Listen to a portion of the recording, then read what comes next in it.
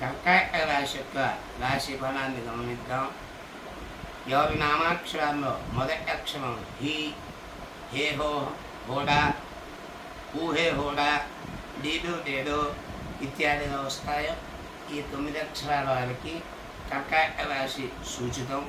వారి ఆదాయం 8, ఖర్చు 2, రాజపూజ 7, అవమానం 3.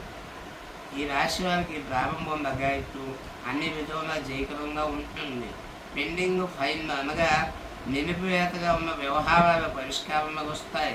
గృహం, వాహనం, కార్యస్థలం, పాత ఇల్లు కొంట, క్రయ విక్రయంలో వ్యాపారం చురుగ్గా సాగి లాభిస్తాయి.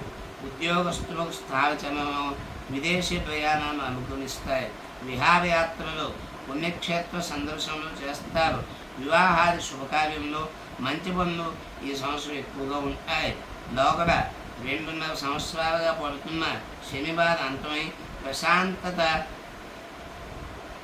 జీవితం కలిసి వస్తుంది. విద్యార్థులకు విద్యందు ఆసక్తి, పట్టుదల పెరిగి మంచి ర్యాంకులు తెచ్చుకొని విదేశంలో స్కాలర్షిప్ను కూడా అనుకూలించడం. ఉద్యోగస్తులకు అన్ని విధాలా బాగుంటుంది. అనుకూల ప్రదేశములకు బదిలీలు జరుగును. అధికార అనుగ్రహం కలుగును. వ్యవసాయదారులకు పంటలు బాగా పండి ఆదాయం బాగుంటుంది. పండ్ల తోటలు, కాయగూరలు, చేపలు, రొయ్యలు, చెరువుల వారికి విశేష లాభదాయకంగా ఉంటుంది. వ్యాపారస్తులకు క్రయ విక్రయాలు బాగా జరిగి లాభించును. నూతన వ్యాపారాలు ఏజెన్సీ వల్ల కలిసి వస్తుంది. సినీ కళాకారులు, సాహితీవేత్తలు కూడా ఈ సంవత్సరం పట్టాభిషేకమే అని చెప్పవచ్చు. ఈ సంవత్సరం కర్కాటక రాశి వారికి పట్టిందన్నా బంగారని ఘోషించుతున్నది.